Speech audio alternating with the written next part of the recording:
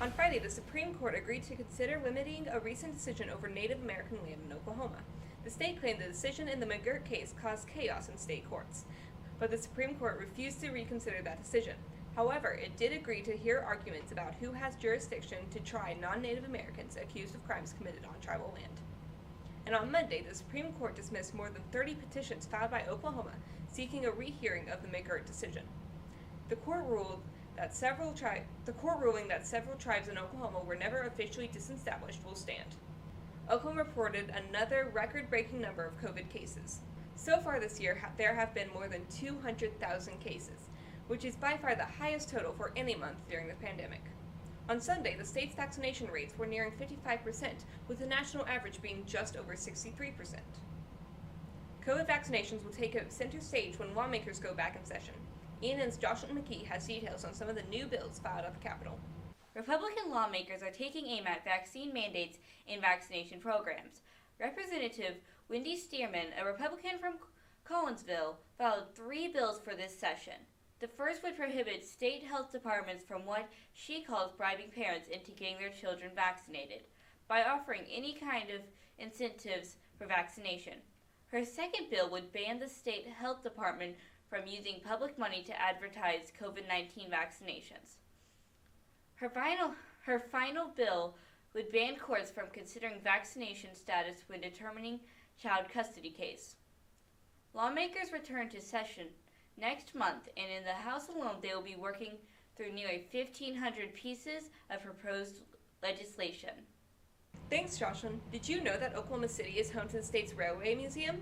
ENN's Nathan Arney takes us along for a trip to the museum that features a look at the history of riding the rails.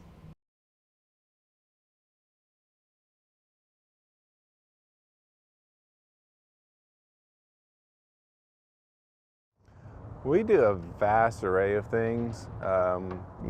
Keeping with our mission, one of the main things we do is demonstration trains to allow the public to ride on a train that they may have never done.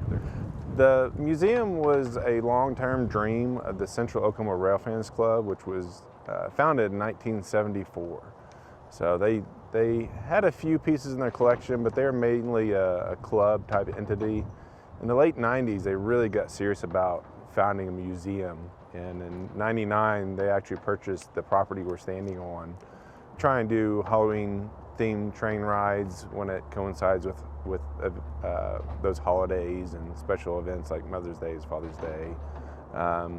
This spring, we're doing a live steam engine event that we try and do every couple of years. So that'd be kind of special for us this upcoming years to do live steam operating on our railroad. I've got a couple of favorite pieces here. As far as like the engines, the F unit, the Frisco F unit is probably one of my favorite diesels here, just because it's that iconic streamline from the early days of diesel. The most unique piece will probably be the inspection car, being it was the only one made, and it was a conversion from a box car. It was used for KD for track inspections. I really think that's probably one of 2 unique pieces we have. The second would be the Super Happer that we recently acquired from BNSF.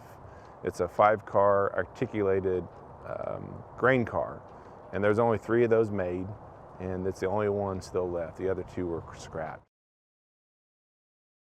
That's all the time we have for today. Thanks for joining us, and be sure to keep checking our website and social media pages for more news from our team of student journalists.